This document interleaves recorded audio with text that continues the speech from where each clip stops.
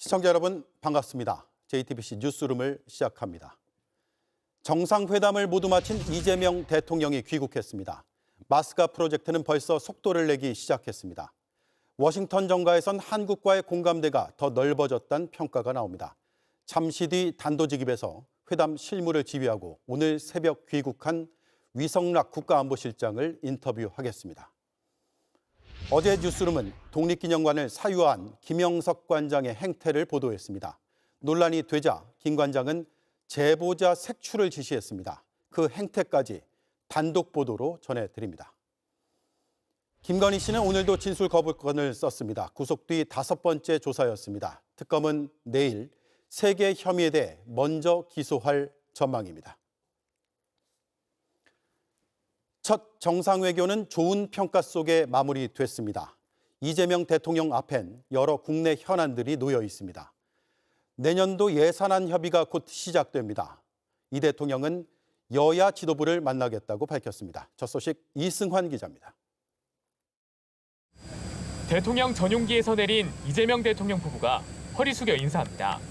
오늘 새벽 성남 서울공항에 도착한 이 대통령은 마중 나온 김민석 국무총리, 정청래 더불어민주당 대표 등과 악수했습니다. 오늘 하루 외부 일정을 잡지 않고 순방 기간 쌓인 국내 현안을 점검한 이 대통령은 최우선 과제로 야당과의 협치를 꼽았습니다. 강유정 대통령실 대변인은 이 대통령이 우상호 정무수석에게 장동혁 국민의힘 신임 당대표를 포함한 대통령과 여야 지도부 회동을 즉시 추진하라고 지시했다고 밝혔습니다. 이 대통령은 앞선 기내 기자간담회에서도 야당 대표가 선출되면 대화하겠다는 의사를 밝혔습니다. 일단 공식적인 법적인 야당의 대표가 법적인 절차를 거쳐서 선출되면 대화해야죠. 당연히 대화해야죠. 야당을 배제해서는 안 되는 게 당연하다고 생각해요. 힘들더라도 대화는 당연히 해야 되고. 당장 다음 달 1일 시작되는 정기국회에서 이재명 정부 첫 예산안 처리를 위해 야당의 협조가 필요한 상황. 이 대통령은 내일 임시국무회의에서 내년도 예산안을 의결할 예정입니다. 당정이 다음 달 25일 국회 본회의에서 처리하기로 한 정부조직 개편안과 검찰개혁 입법도 중요 과제로 꼽힙니다. 특히 검찰개혁의 경우 최종 법안을 도출해내기까지 대통령실의 정교한 조율 작업이 필요한 상황입니다. 이 밖에 논란이 된 상장주식 양도소득세 부과 대주주 기준 변경 여부와 떨어진 국정 지지율을 다시 끌어올리는 것도 과제입니다. JTBC 이승환입니다. 한국에서 배를 사겠다는 트럼프 대통령의 공언 뒤 마스가 프로젝트의 속도가 더 붙기 시작했습니다. 미국은 군함을 한국에서 건조할 수 있도록 규제를 벗어날 방법을 찾고 있습니다. 우리 방사청과 미 해군부는 다음 달 중순 실무 논의에 들어갑니다. 조보경 기자입니다. 이재명 대통령은 미국 한화 필리조선소를 찾아 마스가 프로젝트에 군함 건조도 포함된다고 밝혔습니다. 제가 트럼프 대통령께 제안한 미국의 조선업을 다시 위대하게 만드는 프로젝트는 단지 거대한 군함과 최첨단 선박을 건조하겠다는 비전만이 아닙니다. 사라진 꿈을 회복하겠다는 미국에는 군함이나 선체, 주요 구성품을 해외에서 건조할 수 없다고 규정한 번스-톨레프슨법이 있는데 미국 정부는 최근 우리 정부에 이 규제를 피할 방법을 검토하고 있다고 전했습니다. 선박 건조 규제 완화 법안이 여러 건 발의돼 있기는 하지만 통과까지 시간이 오래 걸리는 만큼 행정명령을 통해 규제를 우회하는 방안이 더 유력합니다. 관련해 다음 달 중순에는 한국 방사청과 미 해군부가 실무 논의도 시작합니다. 방사청 관계자는 미국 측은 법 개정, 행정명령 등 여러 방안을 함께 논의하자고 했고 다음 달 우리 실무진이 미국에 가 협의를 할 예정이라고 설명했습니다. 우리가 여러 건조 방식을 제안하고 함께 현행법상 제약을 따져보는 시기 될 걸로 보입니다. 선체를 블록 단위로 분리해 일부만 한국에서 제작하거나 한국에서 선체만 조립하고 미국에서 장비 등을 장착하는 방식 등이 거론됩니다. But we're going to be buying ships from South Korea, but we're also going to have them make ships here with our people, using our people. 트럼프 대통령이 직접 선박 구매 의사를 밝힌 만큼 논의는 속도감 있게 진행될 걸로 보입니다. JTBC 조보경입니다. 워싱턴 정가에선 안미 경중은 과거의 얘기라는 이재명 대통령의 발언을 특히 주목합니다. 미국을 안심시키고 중국, 북한에 대한 접근법에 두 정상이 공감대를 이룬 것으로 평가했습니다. 이지은 기자입니다. You want to go together? We can share a plane. We'll save energy. We'll save. 이번 회담에서 트럼프와 이 대통령 두 정상이 중국에 보인 태도가 실용적이었다는 평가가 나왔습니다. Two of them talked about approaching China with a positive outlook. And so I hope that China will take from this that it was not a threatening meeting. So the door is open for constructive dialogue with China, and a new set of relationships is likely to emerge for South Korea and China, U.S. and South Korea, U.S. and China. 안보는 미국, 경제는 중국과 협력한다는 안미 경중은 과거에나 그랬다는 이 대통령 말로 미국 역시 안심했을 것이라고 봤습니다. 지리적으로 매우 가깝기 때문에 거기서 생겨나는 불가피한 관계를 잘 관리하는 수준, 그런 수준으로 우리가 유지하고 있는 것이지. 북한 문제에 대해서도 두 나라가 공통된 신호를 보냈다고 해석했습니다. But maybe both leaders wanted to be public because they wanted to signal to Kim Jong-un a willingness to talk, a willingness to open the door and talk. But the North Koreans will decide when they want to open that door. 까다로웠던 대중 대북 정책의 공감대를 이루며 일단 좋은 출발은 했지만 강론까지 지난한 과정이 기다린다는 전망도 나왔습니다. This process is occurring in the context of a lot of tumult and uncertainty. And some of that is about the geopolitical rivalry, and some of that is about the change in trade relations. 이번에 회담 결과를 명문화하지 못한 게 무역과 대미 투자에서 세부적으로 다 좁히지 못했기 때문이라는 워싱턴 조야의 얘기도 흘러나왔습니다. JTBC 이지은입니다. 한미 정상이 북한과의 대화를 강조한 뒤 김정은 국무위원장은 6년 만에 중국 방문 일정을 잡았습니다. 다음 달 열리는 전승절 80주년 기념 열병식에 참석합니다. 시진핑 중국 국가주석, 푸틴 러시아 대통령도 함께합니다. 베이징 이도성 특파원입니다. 중국이 다음 달 3일 베이징에서 여는 전승절 80주년 기념 열병식에 김정은 북한 국무위원장이 참석합니다. 모두 26명의 초대 국가 정상 가운데 두 번째로 거론됐습니다. 他们是俄罗斯总统普京、朝鲜劳动党总书记、国务委员长金正恩。 김 위원장의 방중은 2019년 이후 6년 만입니다. 특히 각국 정상들이 모이는 다자 외교 무대에 등장하는 것은 이번이 처음입니다. 태난먼 성루 위에서 시진핑 중국 국가주석, 푸틴 대통령의 바로 곁에 서서 한 화면에 잡힐 전망입니다. 中朝是山水相连的友好邻邦，我们热烈欢迎金正恩总书记来华出席。 김 위원장 방중은 그간 찬바람이 불던 북중 관계의 변화 신호탄입니다. 우크라 파병을 통해 러시아에 가까워진 상황에서 이번 열병식을 계기로 중국을 더해 삼강연대를 만들 전망입니다. 한미일 안보 협력을 견제하는 구도입니다. 시진핑, 푸틴과 어깨를 나란히 연대를 과시하고 SCO나 브릭스 등 다자 외교 무대에 본격적으로 참여하는 기회를 확보하고 북한이라는 대미 견제 카드를 얻은 중국은 이번 열병식에서 미국에 맞설 최첨단 차세대 무기 체계를 대거 공개할 계획입니다. 전승절에 앞서 이번 주말 텐진에서 열리는 SCO 정상회의에서도 러시아와 인도 등 20여 개국 정상들이 모여 반서방 세력 결집을 과시할 예정입니다.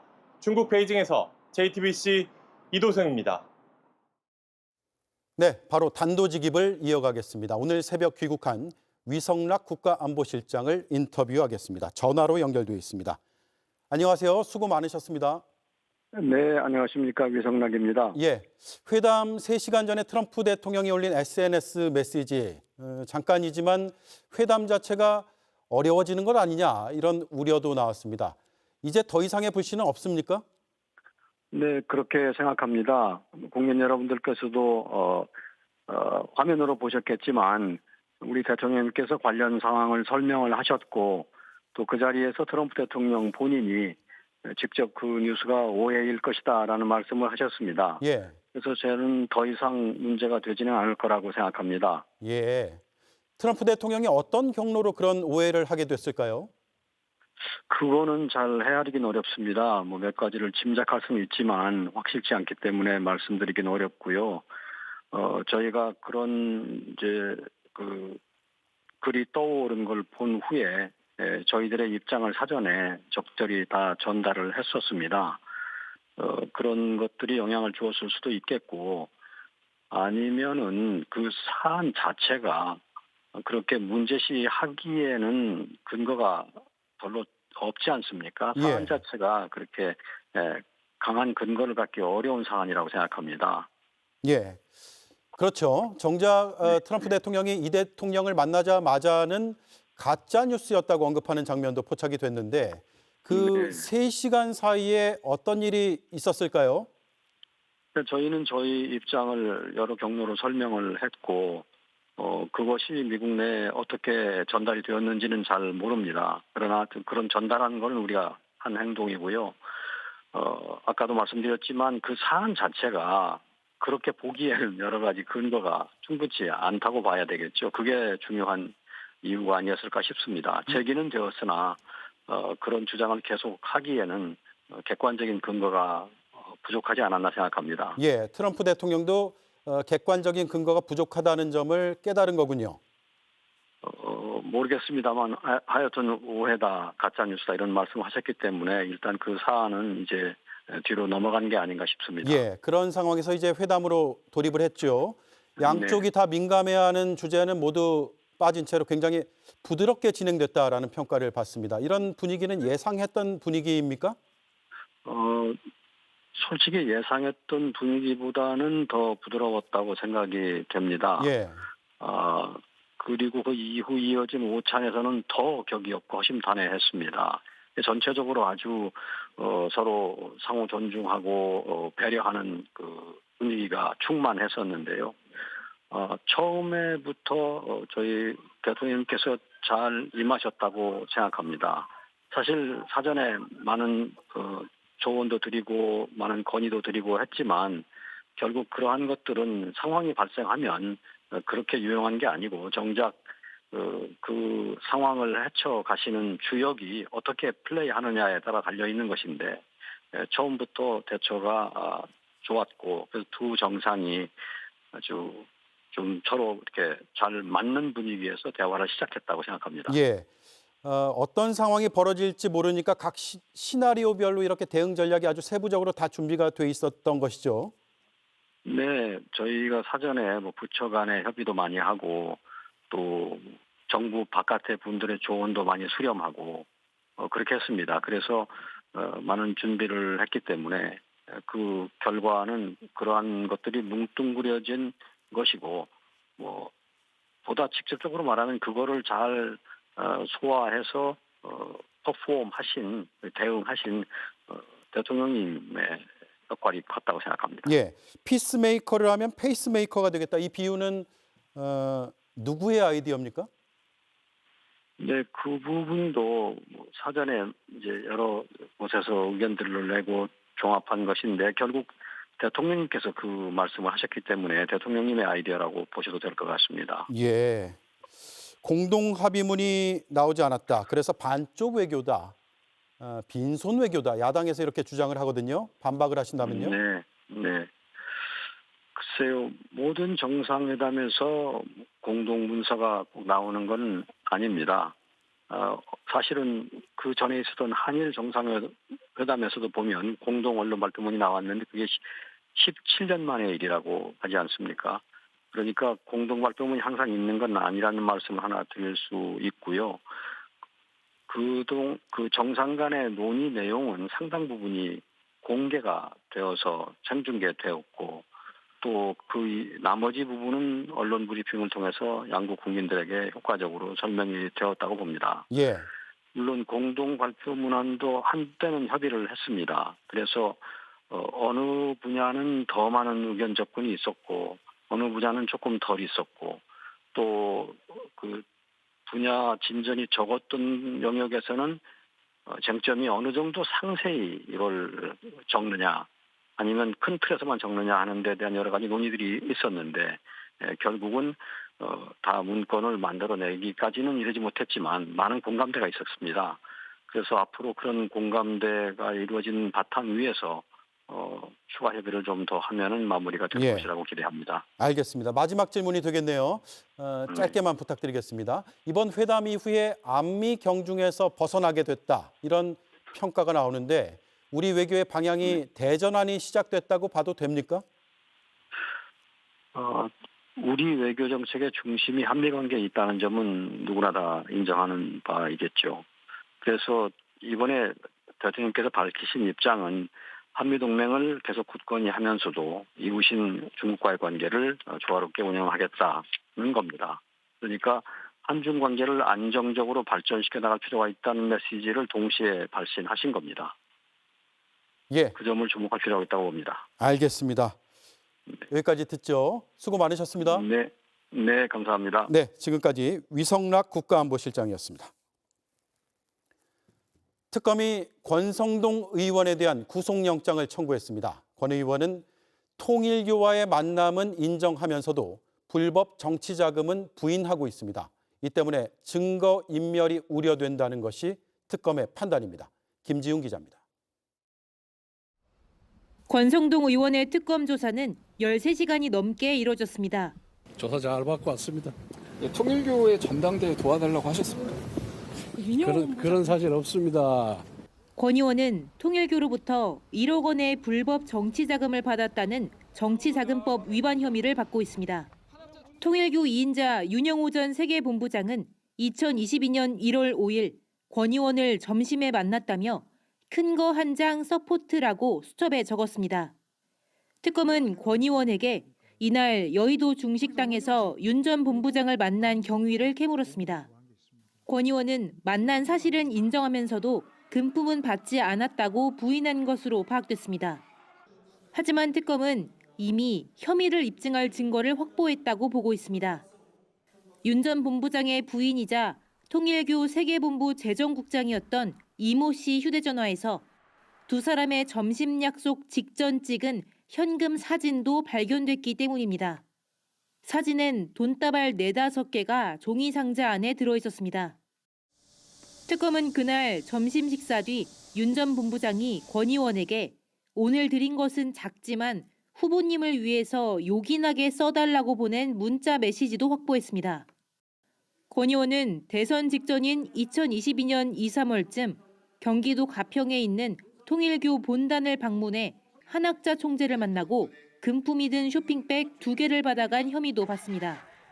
특검 조사에서 한 총재를 만난 사실은 인정했지만 금품 수수는 부인한 걸로 파악됩니다. 특검은 혐의를 뒷받침할 여러 증거가 있는데도 권 의원이 부인해 증거를 인멸할 우려가 크다고 보고 오늘 구속영장을 청구했습니다. JTBC 김지윤입니다. 김건희 씨가 내일 재판에 넘겨집니다. 이를 앞두고 오늘 구속 뒤 5번째 소환 조사를 했습니다. 특검으로 가보겠습니다. 연지한 기자, 김건희 씨 조사가 끝났죠? 네, 그렇습니다. 김건희 씨에 대한 조사는 오늘 오전 10시 15분쯤 시작돼 5시간 조금 넘게 진행이 됐습니다. 김건희 씨는 조서 열람을 마친 뒤인 오후 4시 42분쯤 조사실을 빠져나왔습니다. 오늘은 도이치모터스 주가 조작 의혹 위주로 조사가 진행이 됐습니다. 김 씨는 도이치모터스 주가 조작 의혹을 비롯해서 명태균 씨 사건, 건진법사 청탁 사건 등 3대 혐의로 구속영장이 발부된 바 있습니다. 지난 4번의 조사와 마찬가지로 이번 조사에서도 대부분 진술을 거부한 것으로 파악이 됐습니다. 예, 김건희 씨 내일 기소 그대로 진행이 되죠? 네, 그렇습니다. 오는 31일 구속기한 만료를 이틀 앞둔 내일 특검팀이 김건희 씨를 구속 상태로 재판에 넘깁니다. 혐의는 구속영장에 담았던 3대 혐의가 중심으로 파악이 되는데요. 특검팀 관계자는 기소가 마무리 단계인 시점이다 이렇게 설명을 했습니다. 전직 대통령 부부가 법정에 서게 되는 것은 헌정사상 처음입니다. 오늘은 윤 전 대통령에 대한 내란 우두머리 혐의 재판도 진행이 됐는데요. 또다시 나오지 않으면서 6번 연속 불출석 재판이 됐습니다. 김건희 특검은 특검은 윤 전 대통령이 재판을 받고 있는 서울중앙지법에 김 씨를 기소할 예정으로 알려졌는데요. 이 때문에 기일이 어떻게 잡히느냐에 따라 같은 날 두 사람이 재판을 받을 수도 있습니다. 김건희 씨가 받는 혐의의 상당수가 윤 전 대통령과 겹치기 때문에 김 씨가 남편을 증인석에서 마주할 가능성도 제기되고 있습니다. 예. 그리고 윤석열 전 대통령도 김건희 특검의 조사 대상이었잖아요. 같이 재판에 넘겨지게 됩니까? 네, 저희가 취재를 해보니까요. 특검팀은 내일 윤 전 대통령을 김 씨와 함께 재판에 넘기진 않을 것으로 알려졌습니다. 윤 전 대통령은 김건희 씨와 함께 명태균 씨로부터 무상 여론조사를 제공받은 혐의를 받고 있습니다. 하지만 체포영장 집행에 강하게 저항하면서 조사는 여전히 이루어지지 않았습니다. 이 때문에 특검팀은 체포영장을 다시 청구하는 방안 그리고 조사 없이 재판에 넘기는 방안 두 가지 모두 검토하고 있습니다. 예, 잘 들었습니다. 김건희 특검 사무실에서 연지환 기자였습니다. 특검이 이배용 국가교육위원장이 김건희 씨에게 귀금속을 준 것으로 보고 압수수색에 나섰습니다. 이 위원장은 박근혜 전 대통령을 선덕 여왕이라고 부르는 등 논란이 컸던 인물입니다. 이봉관 서희건설 회장과 같은 국가조찬기도회 멤버입니다. 김혜리 기자입니다. 김건희 특검은 오늘 서울 마포구에 있는 이배용 국가교육위원장 자택을 압수수색했습니다. 반클리프 목걸이 등 서희건설로부터 김건희 씨가 받은 귀금속을 수사하는 과정에서 이 위원장도 김 씨에게 또 다른 귀금속을 건넨 정황을 새로 발견한 거로 알려졌습니다. 이 위원장은 정치적 편향성이 커 국가교육위원장 자리에 오르기 전부터 논란이 컸던 인물입니다. 18대 대선 당시 박근혜 후보를 선덕여왕에 빗대는가 하면 소선어와 선덕여왕의 사례를 통해서도 알 수 있듯이 우리 역사 속에서도 여성 리더들이 상생과 화합과 포용의 리더십을 발휘해 왔습니다. 바로 박근혜 대통령 후보가 준비된 여성 대통령으로서 계층 갈등, 지역 갈등, 세대 갈등을 해소하고 친일 인사 김환란을 옹호하기도 했습니다. 그런데 2022년 9월 당시 윤석열 대통령은 초대 국가교육위원장에 이배용 씨를 임명했습니다. 5년마다 정권의 이념에 따라 뒤집히는 교육정책을 바로잡는다며 국가교육위원회를 신설하고 초대 위원장에 이 씨를 앉힌 겁니다. 이 위원장은 국가조찬기도회의 부회장을 맡았는데 바로 이 단체의 회장인 이봉관 서희건설 회장은 김건희 씨에게 6천만 원짜리 반클리프 아펠 목걸이를 건네고 사위에 인사청탁을 한 혐의로 특검의 수사를 받고 있습니다. 특검은 이 위원장이 전달한 귀금속은 이와 별개인 것으로 보고 새로운 귀금속 전달 의혹을 규명할 방침입니다. 대통령 부인에게 귀금속을 주고 매관매직을 했다는 의혹이 현실화되고 있습니다. JTBC 김혜리입니다. 특검이 서희건설의 맞사위 박성근 전 검사를 출국 금지했습니다. 박 전 검사는 반클리프 목걸이가 전달된 뒤 한덕수 총리의 비서실장이 된 그 인물입니다.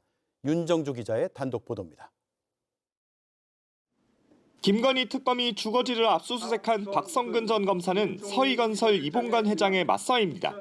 이 회장은 2022년 3월 김건희 씨에게 6천만 원대 반클리프 목걸이를 건넸다고 인정하는 자수서를 제출해 김 씨 구속에 결정적 역할을 했습니다. 자수서에서 사위가 공직에서 일할 기회를 달란 취지로 인사청탁을 했다고 밝혔습니다. 특검은 목걸이를 대가로 박 전 검사가 한덕수 전 총리 비서실장에 임명된 것으로 보고 김건희 씨에 대해 뇌물죄를 적용할지 검토하고 있습니다. 최근 박 전 검사를 출국 금지한 것으로도 확인됐습니다. 저한테 3번을 물어요. 정말 그래도 되겠습니까? 정말 그래도 되겠습니까? 그래서 아니 걱정 마시오. 하여튼 저 뽑아주십시오. 그랬더니 며칠 뒤에 우리 박성근 전직 검사님을 이력서를 하나 보내주셨더라고요. 특검은 로봇계 수입업자인 서성빈 씨 자택을 압수수색하며 명품 시계 의혹 수사에도 본격 착수했습니다. 서 씨는 2022년 9월 김건희 씨에게 5천만 원 상당의 바세론 콘스탄틴 시계를 전달한 인물입니다. 외국 나가고 이럴 때 너무 그렇더라. 너무 초라해서 시계 정도는 하나 있어야 되겠다. 자기 지금 뭐 통장에서 돈 나오고 이런 거 시계 산 거 이런 거 나오면 좀 그렇다. 이런 식으로 얘기를 하더라고. 특검은 서 씨가 시계를 사준 대가로 대통령 경호처와 로봇계 시범 운영 계약을 맺은 건 아닌지 의심하고 있습니다. 압수물 분석이 끝나면 관련자들을 불러 조사할 계획입니다. JTBC 윤정주입니다. 한덕수 전 총리에 대한 구속영장이 기각됐지만 특검은 전혀 문제가 없다고 밝혔습니다. 법원의 판단은 존중하지만 총리가 자기 역할을 다했다면 계엄 선포가 어려웠기 때문에 혐의 입증은 충분히 가능하다는 겁니다. 여도영 기자입니다. 한덕수 전 총리의 구속 심사가 끝나고 약 5시간이 지난 어젯밤 10시쯤 법원은 구속영장을 기각했습니다. 구치소에서 나온 한 전 총리는 취재진의 질문에 아무런 답을 하지 않았습니다. 구속영장 기각 예상하셨나요? 계엄 선포 정당화하기 위해서 국무위원회 소집하셨던 건 아닌가요? 법원은 한 전 총리의 행적에 대한 법적 평가는 다툴 여지가 있고 증거인멸 우려, 도주 우려가 없다고도 덧붙였습니다. 내란 특검은 한 전 총리가 계엄 선포 직전 국무회의 개최를 건의해 비상계엄의 법적 절차를 만들어주는 등 내란 방조 혐의가 있다고 봤습니다. 사후에 계엄 선포문에 부서한 뒤 이를 폐기하는 등 증거인멸 우려도 크다고 판단했습니다. 하지만 법원은 이러한 행적에 정말 고의가 있었는지는 다툼의 여지가 있다고 봤습니다. 내란 특검은 브리핑을 통해 법원의 결정은 존중한다면서도 법의 엄중함을 통해 역사적 비극이 반복되면 안 된다는 점에서 아쉽다고 밝혔습니다. 그러면서 총리 직위를 가진 사람이 본인의 역할을 다했다면 계엄 선포가 안 됐을 것이라며 내란 방조 죄명엔 문제가 없다고 설명했습니다. 특검은 혐의 변경 없이 불구속 상태에서 재판에 넘기는 방안 등을 논의 중입니다. 특검이 처음으로 적용한 내란 방조 혐의가 법원에 의해 제동이 걸리면서 계엄 해제 표결 방해 등과 관련해 수사 선상에 오른 정치인들에 대한 수사에도 영향이 불가피해졌습니다. JTBC 여도현입니다. 김영석 관장이 독립기념관을 사유화할 때는 저희 JTBC 보도 이후 김 관장이 공수처에 고발되는 등 사퇴 압박이 커지고 있습니다. 하지만 김영석 관장은 반성하지 않는 것 같습니다. 오히려 회의를 열어서 제보자를 색출하겠다고 말했습니다. 임지은 기자가 단독 보도합니다. 독립기념관을 본인 소유처럼 교회 예배와 ROTC 동기회에 내어준 김영석 관장.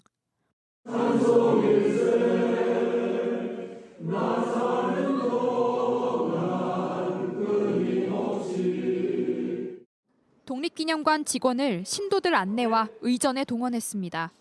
지난 26일 취재진은 입장을 듣기 위해 김영석 관장을 찾았습니다.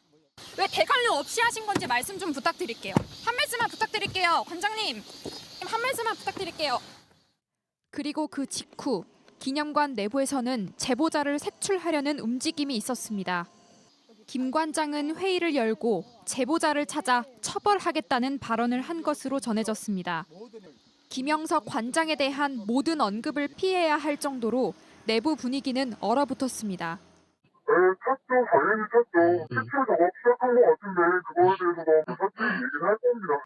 예배와 ROTC 동기회를 대관 절차 없이 무단으로 열고 일반인의 접근이 제한되는 지하 수장고를 마음대로 관람했다는 JTBC 보도 이후 김영석 관장은 직권남용죄와 업무상 배임죄 혐의로 공수처에 고발됐습니다.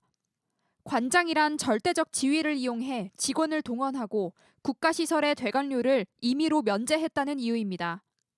김 관장은 독립기념관장이라고 보기 힘든 역사관으로도 비판받고 있습니다.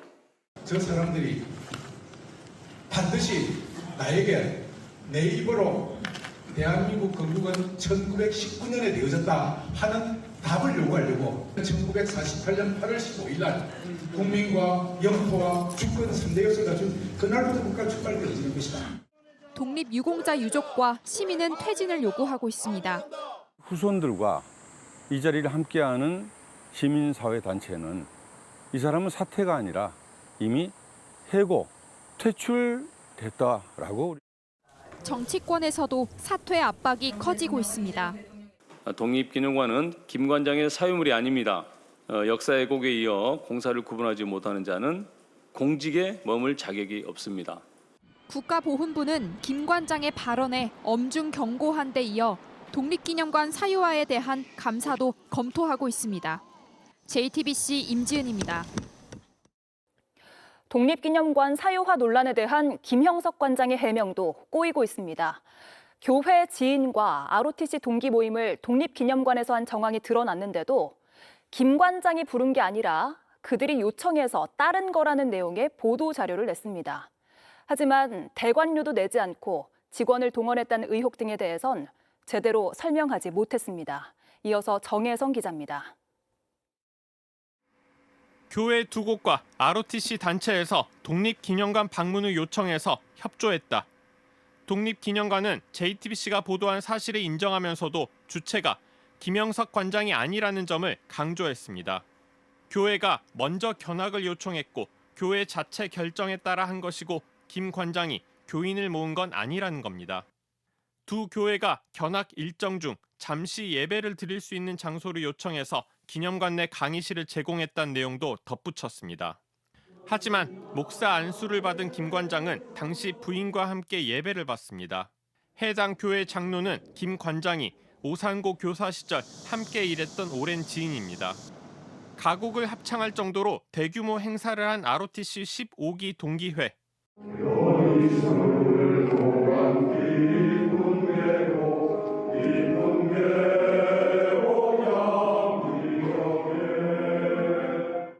김 관장은 이들과 동기인 15기입니다.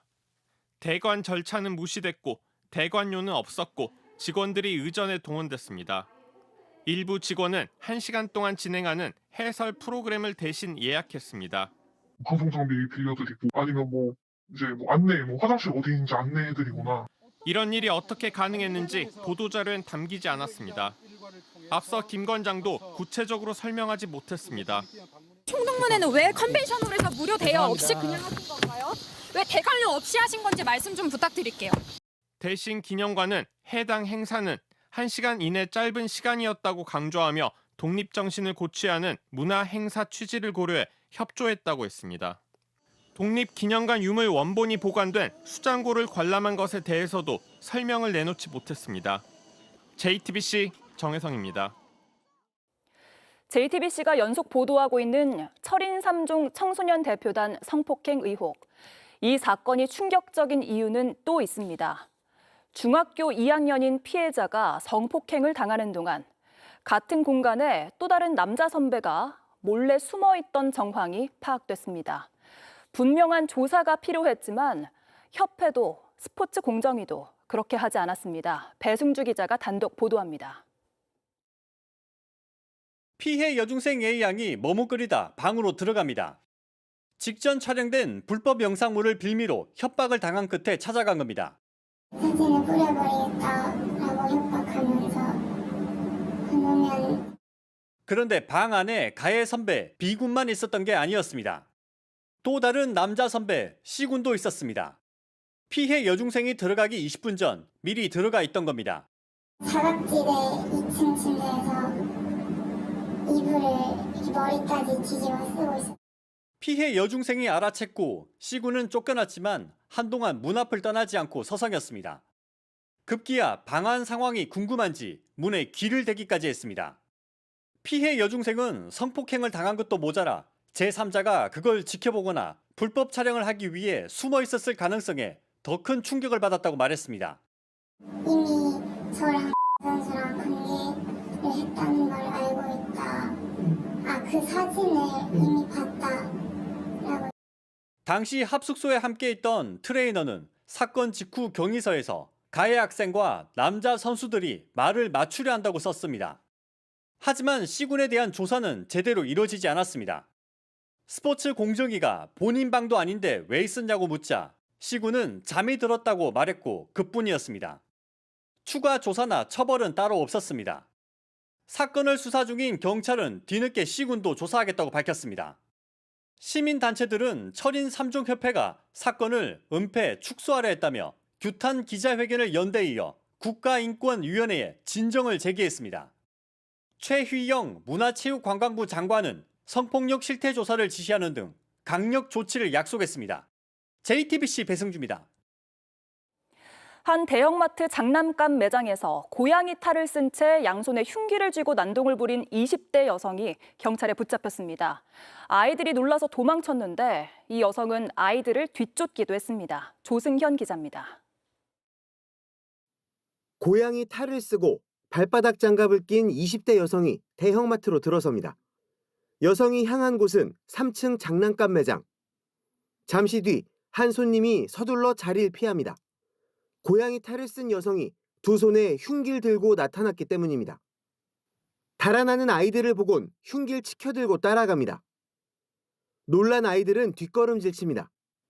마트 직원들이 제지하려 하자 갑자기 공격 자세를 취합니다. 진정하라고 손짓해보지만 소용없습니다. 직원이 긴 우산을 들고 맞서자 오히려 흥분하며 달려듭니다. 신고를 받은 경찰이 잠시 뒤 도착했습니다. 팔 버리세요. 팔 버리세요. 팔 버려 쏜다. 강력한 경고에 결국 여성은 흉기를 내려놓고 바닥에 쭈그려 앉았습니다. 순간 경찰관이 달려들어 여성을 넘어뜨리고 수갑을 채우는 데 성공합니다. 선생님 지금 1시간 으로 공공장소 흉기 소지자로 공연을 축하합니다. 병원에 선임할 수 있고. 경찰이 이유를 물었더니 납득하기 어려운 답변만 돌아왔습니다. 칼 왜 들고 있었어요? 칼 왜 들었습니까? 그건 나한테 없다냐? 휴대폰 있어 휴대폰. 여성은 흉기로 마트 가판대를 찢기도 했지만 다친 사람은 없었습니다.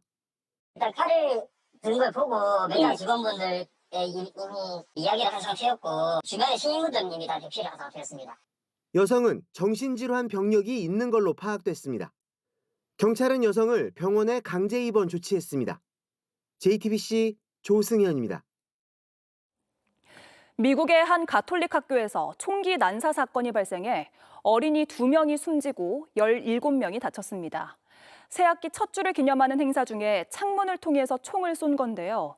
범인은 범행 직후 스스로 목숨을 끊었습니다. 워싱턴 정강현 특파원입니다.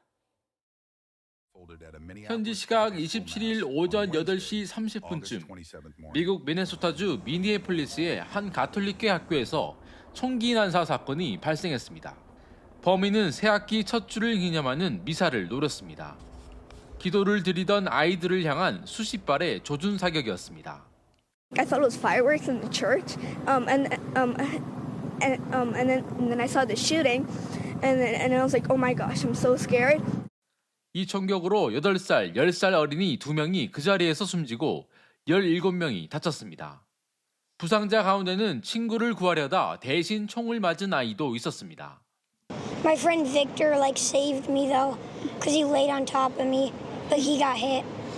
Your friend laid on top of you? Yeah, and he got hit.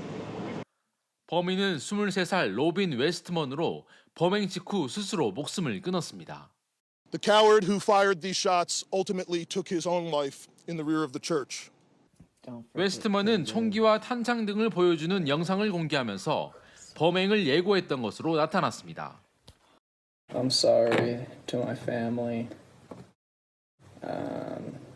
but that's it. That's the only people I'm sorry to. Those kids. 특히 일부 탄창엔 트럼프를 살해하라는 문구까지 적혀 있었습니다. 트럼프 대통령은 SNS에 이 끔찍한 상황을 계속 주시하겠다며 함께 기도해달라는 글을 올렸습니다. 트럼프 대통령은 희생자를 추모하는 의미로 이달 말까지 모든 공공기관에 조기를 개항하라고 명령했습니다. 미 연방수사국 FBI는 이번 사건을 반종교적 증오 범죄로 간주하고 자세한 범행 동기를 수사 중입니다.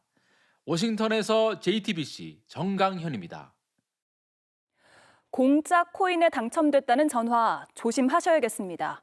거래소에 상장되면 수십 배가 오를 거라던 코인 사기범들이 적발됐는데 확인된 피해 액수만 57억 원에 이릅니다. 어떤 수법으로 피해자들을 끌어들였는지 배양진 기자가 전해드립니다. 코인 사기의 시작은 코인을 공짜로 뿌리는 이벤트 에어드랍에 당첨됐다며 걸려온 전화였습니다. 이미 해외 거래소에 상장돼 있다며 조만간 국내 거래소에도 올라가면 수십 배로 오를 거라고 했습니다. 나이 많으신 분들한테는 일확천금이 될 수 있잖아요. 이게 상장이 됐을 경우에는 10배, 20배, 30배 가는 거는 순식간이다. 그러나 국내 상장이 예정돼 있다던 그날 시세는 갑자기 폭락하고 거래는 막혔습니다. 완전히 그냥 곤두박질 쳐가지고 그냥 100분을 1000분의 1도 안 되게끔 매매를 하려고 내놔도 안 팔려요. 골프 용품을 거래할 때 쓸 거라던 코인은 알고 보니 2시간 만에 찍어낸 깡통 코인이었습니다. 채팅방에 올라왔던 수많은 호재들도 2천만 원 이상 투자하면 제공한다던 골프 회원권도 모두 바람잡이들이 꾸민 가짜였습니다. 2023년 12월부터 지난해 7월까지 경찰이 확인한 피해자만 129명, 피해액은 57억 원에 이릅니다. 투자 실패를 경험했던 중장년층을 노렸습니다. 코인이나 주식 투자에 대해서 어떤 사기를 당하거나 어떤 실패한 경험이 있는 사람들은 심리적으로 복구하고 싶은 마음이 크고, 총책 50대 A씨를 포함해 운영진 일당 3명은 모두 구속됐지만 아직 드러나지 않은 피해는 더 클 수 있습니다. A씨 등이 범죄 수익의 행방에 대해선 입을 닫고 있는 가운데 경찰은 계좌 추적을 통해 끝까지 수사를 이어가겠다는 계획입니다. JTBC 배양진입니다. 2천만 명이 넘는 가입자의 개인정보가 털린 SK텔레콤이 1,300억 원대 과징금을 물게 됐습니다. 역대 최대 규모인 만큼 회사 측의 과실이 심각하다고 본 건데요. SK텔레콤은 불복할지 고심하고 있습니다. 박준우 기자입니다. 개인정보보호위원회가 지난 4월 해킹 사고의 책임을 물어 SK텔레콤에 과징금 1,348억 원을 부과했습니다.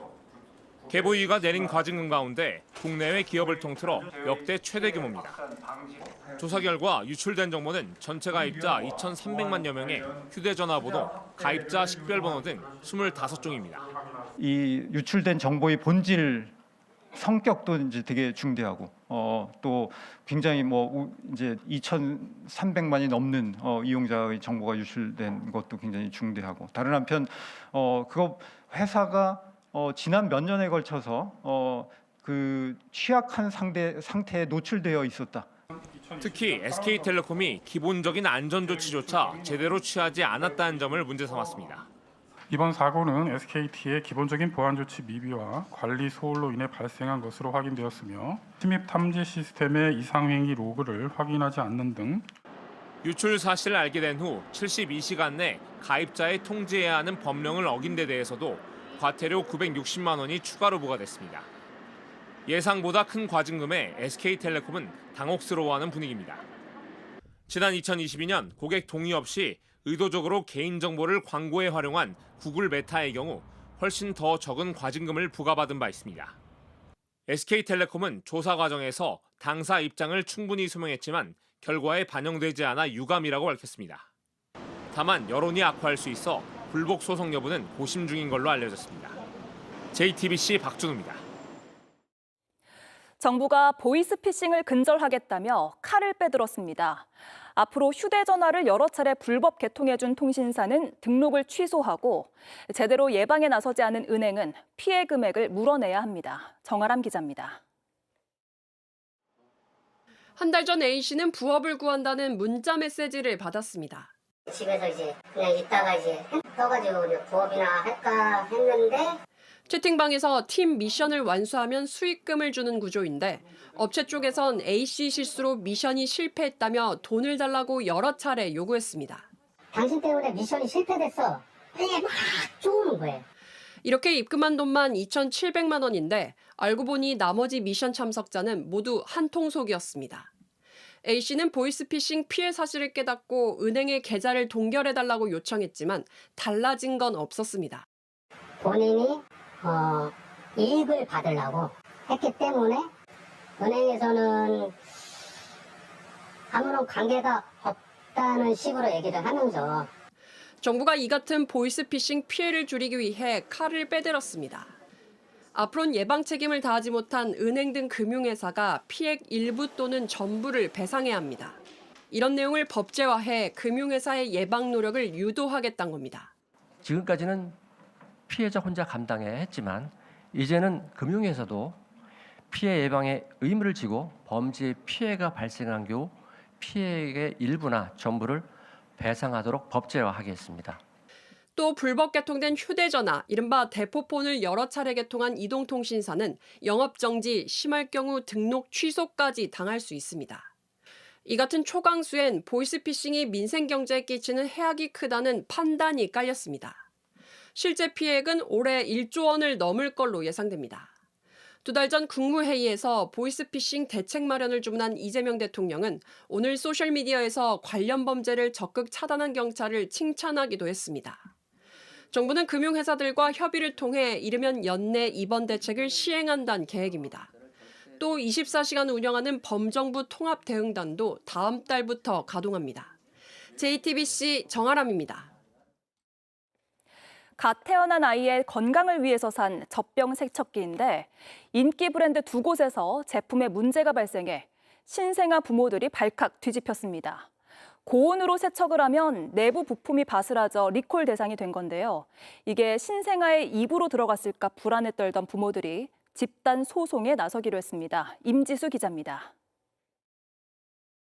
신생아를 키우는 집에서 많이 쓰는 젖병 세척기입니다. 국내에선 최고 50만 원대에 팔리는 제품입니다. 파손된 내부 플라스틱을 손으로 누르자 톡 하고 바스라집니다. 이게 왜 금이 가 있지 하다 보니까 거의 다 바스라져가지고 조금만 건드려도 톡 다 부러지더라고요. 소비자원은 인체에 위험할 수 있는 오르테와 소배맘 젖병 세척기 3만여 개를 전량 자발적 리콜한다고 밝혔습니다. 고온 다습한 환경과 진동 속 파손되기 쉽게 만들어진 것으로 조사됐습니다. 이렇게 부스러진 플라스틱이 가루가 돼 인체에 위해가 될 수 있다는 겁니다. 이 부분을 신생아가 섭취했을 가능성, 개연성이 높다라는 데 가장 큰 문제가 있고요. 오르테는 지난해 12월부터 올해 2월, 소배맘은 올해 3월까지 제조된 경우만 환불이나 교환이 가능하고 나머지는 무상 수리만 가능합니다. 두 종 모두 중국 OEM 업체가 제작했습니다. 알리, 테무 이런 온라인 마켓에서 지금 판매가 되고 있는데 상호만 달라요. 국내에 들어오며 KC 인증까지 받았지만 문제가 된 부품은 조사 대상에 포함되지 않았습니다. 이미 일부 맘카페에선 해당 제품들에 대한 불안이 커지고 있던 상황. 소비자 1000여 명은 집단 소송을 준비하고 있습니다. 100일도 안 됐었거든요. 엄마 입장에서는 제가 그런 거 썼다는 것도 애기한테 미안하고. 소비자원은 미세 플라스틱 잔류 여부 등 안전성 시험 결과를 연내에 발표할 계획입니다. JTBC 임지수입니다. 한미 정상회담에 대한 가짜 뉴스가 끊이질 않습니다. 글을 썼던 트럼프 대통령이 끝내 페이크 뉴스라는 말까지 했지만 극우 유튜버들은 여전히 악용합니다. 한 발 더 나간 거짓 주장까지 일삼고 있습니다. 강희영 기자입니다. 이재명 대통령과 악수를 나눈 트럼프 미국 대통령. 주변의 외침을 듣더니 귓속말을 건넵니다. 회담 2시간 반 전 자신이 소셜미디어에 올린 숙청 혹은 혁명 글에 대한 질문에 보인 반응입니다. 트럼프 대통령은 회담에서 직접 오해였다고 말하기도 했습니다. 하지만 일부 윤어게인 세력 등은 이런 사실은 외면한 채 음모론을 확산하고 있습니다. 트럼프 대통령님의 이 현실을 대한민국을 직시하는 능력이 대단한 것 같습니다. 제가 기회가 되면 직접 트럼프 대통령을 만나 뵙고 한국의 상황에 대하여 자세히 말씀드리겠습니다. 이재명은 그야말로 트럼프에게 뭔가 속이려고 하다가 오히려 본인이 당하지 않았을까. 윤석열 대통령 관련해서도 이렇게 해명을 한 걸로 보입니다. 속임수를 써서 곤란한 상황을 맞았다. 전환기 씨는 트럼프 대통령이 이번 대선 때 선거 부정이 있었다는 걸 인식하고 있다고 주장했습니다. 역시 이재명은 부정성으로 당선되었다. 트럼프도 그렇게 인식하고 있다고 했지 않습니까? 맞죠? 그렇게 보고받았죠. 앞서 다른 유튜버들도 트럼프가 회담에서 이 문제를 꺼낼 거라고 예측했습니다. 이재명과의 만남에서 부정선거 이슈를 끄집어낼 가능성이 매우 높습니다. 외교부 장관이나 강훈식 비서실장이 급하게 미국으로 날아간 이유는 이제 명백해집니다. 트럼프 대통령이 이재명 정부의 정당성을 의심하고 있다는 취지의 주장이지만 트럼프 대통령은 이 대통령에게 전한 친필 쪽지에서 미국으로부터 완전한 지원을 받게 될 거라고 밝혔습니다. JTBC 강희연입니다.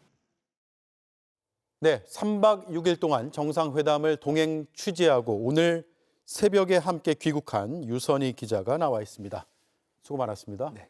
예, 오늘 새벽에 돌아왔고 역시나 가장 긴박했던 건 한미 정상회담 직전이잖아요. 트럼프 대통령이 글을 올리면서 숙청 얘기까지 했거든요. 네, 그때 미국 현지 상황 지켜봤는데 상당히 심각했습니다. 트럼프 대통령이 이제 한미 정상회담 약 2시간 반 전쯤에 이런 글을 올렸죠.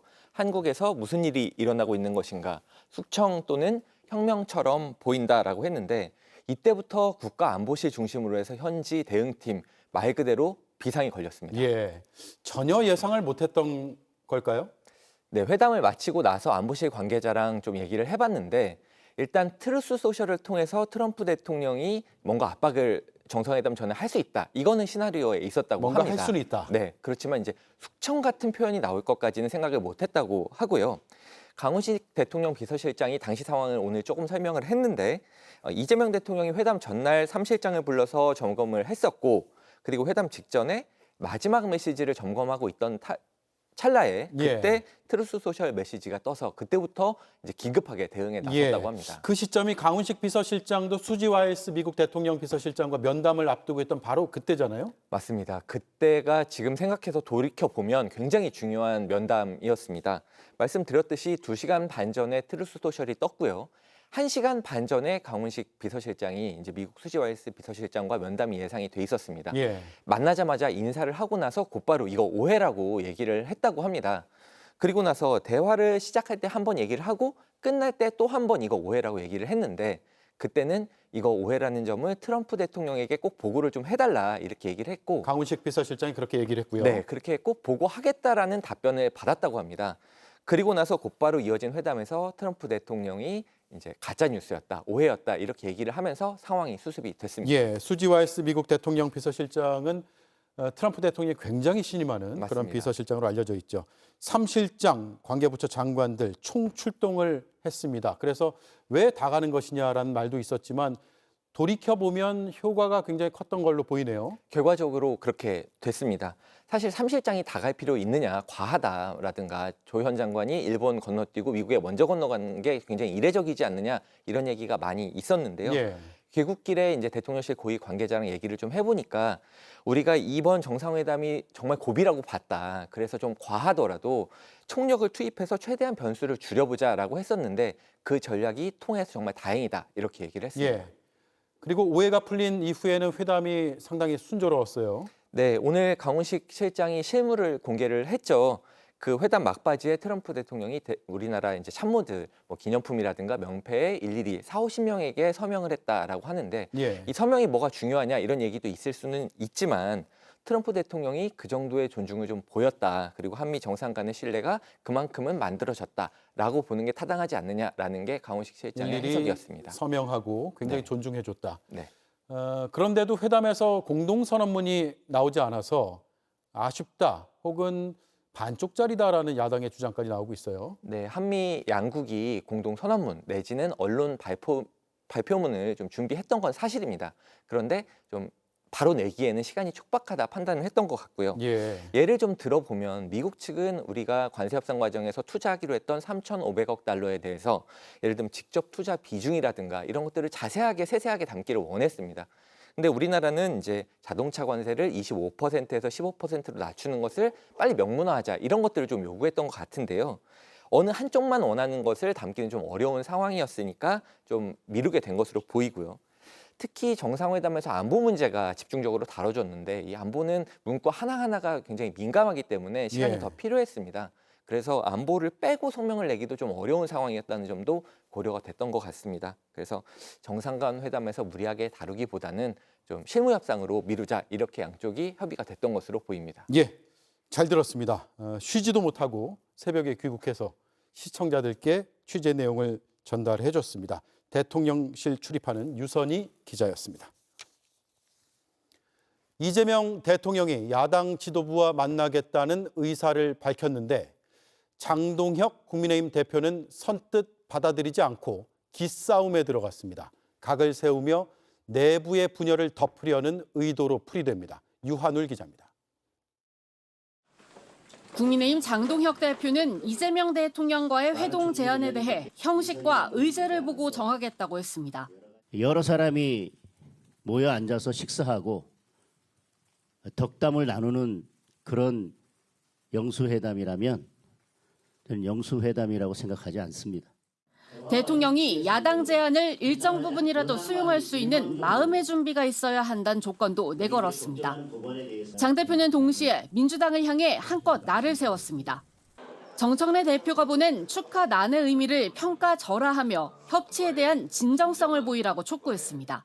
의원회관 1층에 축하난을 남겨두는 것이 협치를 위한 손짓은 저는 아니라고 생각합니다.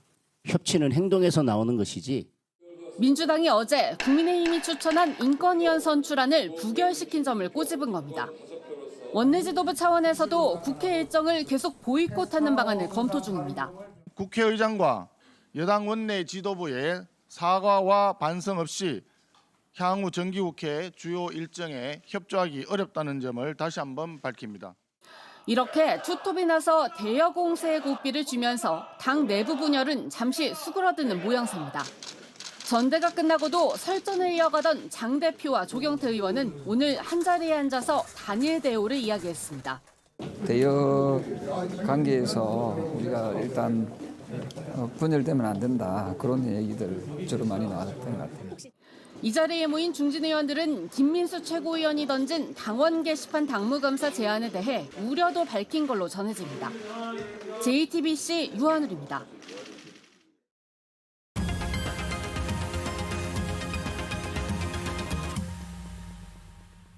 네, 비하인드 뉴스 정치부 이성대 기자가 나와 있습니다. 시작하죠. 네, 첫 번째 이슈 바로 보겠습니다. 언젠가는 만날 사이, 자, 5선 중진이죠. 국민의힘 나경원 의원이 법사위 야당 간사직으로 깜짝 발탁이 됐습니다. 보통 이 자리는 재선급의 의원이 맡는 자리인데 원내대표를 지냈고 대선 주자급인 나경원 의원이 가면서 상당히 이례적이다라는 반응이 나오고 있죠. 예. 당 내에서도 놀랍다는 반응이 나왔습니다. 직접 들어보시죠. 이제 저희가 전투 모드로 들어가야 되는 상황입니다. 법사위의 간사로서 여러분 놀라지 마십시오. 나경원 대표님께서 법사위로 오셔서 간사 역할을 해주시기를. 예, 얼마 전에 민주당에서 추미애 법사위원장으로 이제 발탁해서 파격이다 이런 말들이 있었는데 맞대응하는 겁니까? 뭐 그렇게 해석이 되고 있는 게요. 당시 추미애 위원장 그 발탁 소식에 가장 앞장서서 비판했던 게 바로 나경원 의원이죠.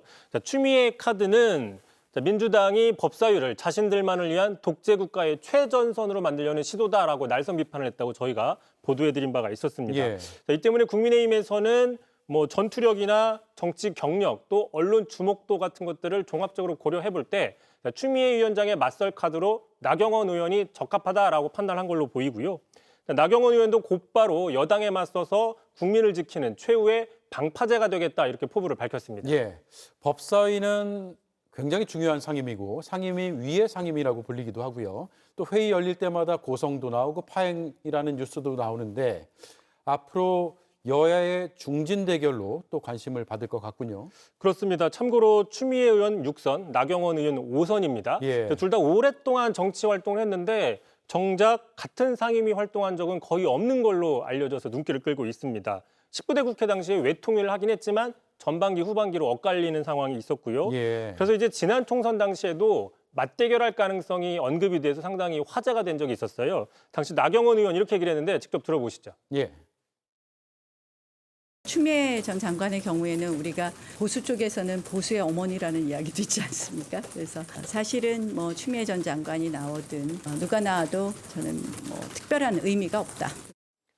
그런데 이제 민주당에서는 추미애 의원을 동작이 아니라 하남으로 전략 공천을 하면서 두 사람의 맞대결은 불발이 됐습니다.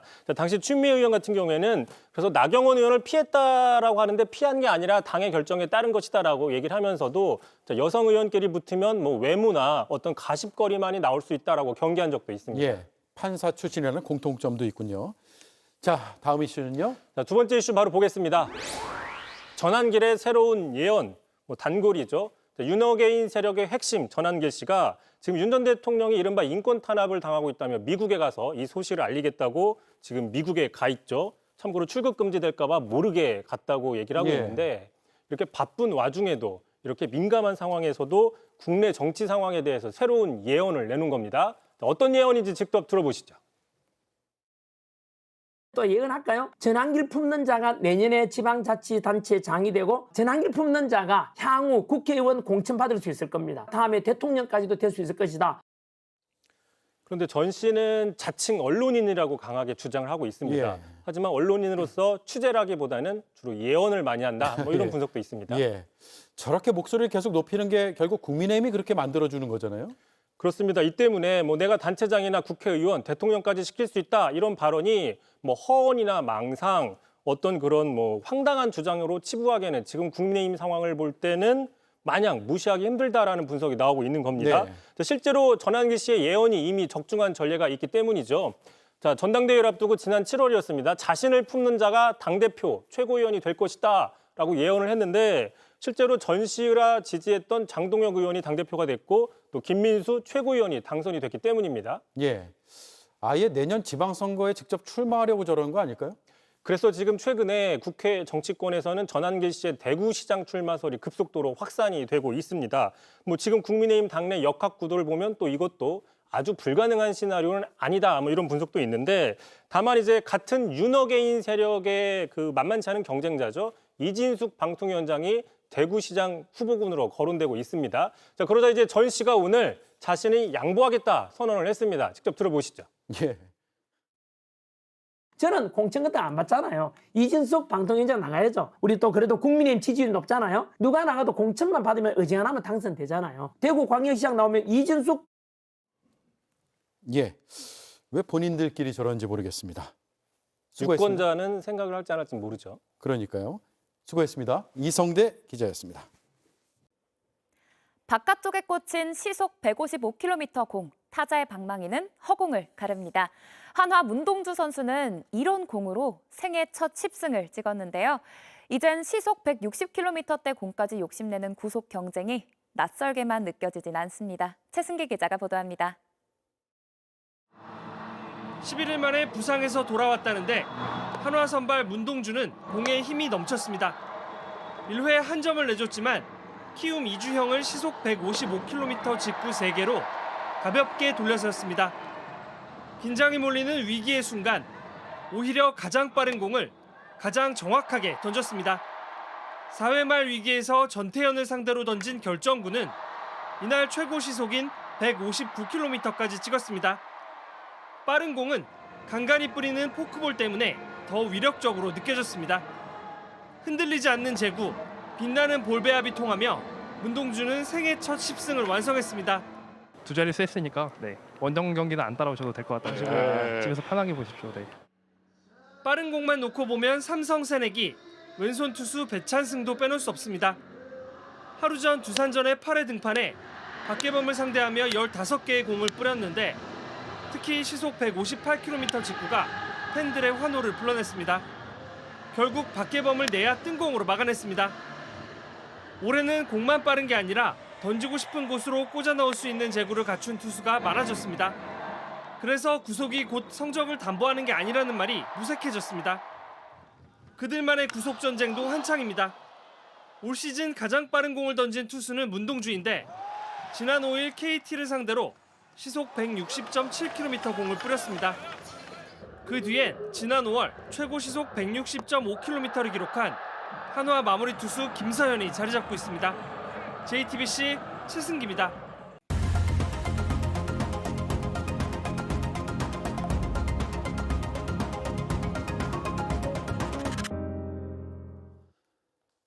서울 종로구에 있는 종묘는 1395년 창건됐습니다.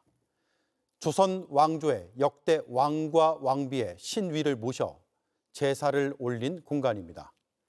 조선의 정통성과 국가 안녕의 상징과 같습니다. 세계적으로도 희귀한 재래, 음악, 건축이 온전히 남아있어 세계문화유산, 무형문화유산으로 등재돼 있습니다. 왕후나 대비마마가 아니다. 임금님들도 예를 갖췄던 곳이다. 김건희 씨를 향해 고종 후손들이 비판을 쏟아냈습니다.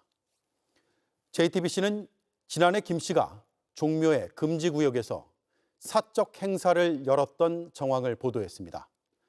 CCTV를 끄고 냉장고를 설치하고 소방차 전용문으로 드나들었으며 관리 직원들을 동원해 사전에 청소까지 시킨 점이 드러났습니다. 전대미문의 행태, 후손들이 던진 이 한마디는 매우 무겁게 다가옵니다. 선조들을 능욕했다. 앵커 한마디였습니다. 뉴스룸 마치겠습니다. 내일 뵙겠습니다. 고맙습니다.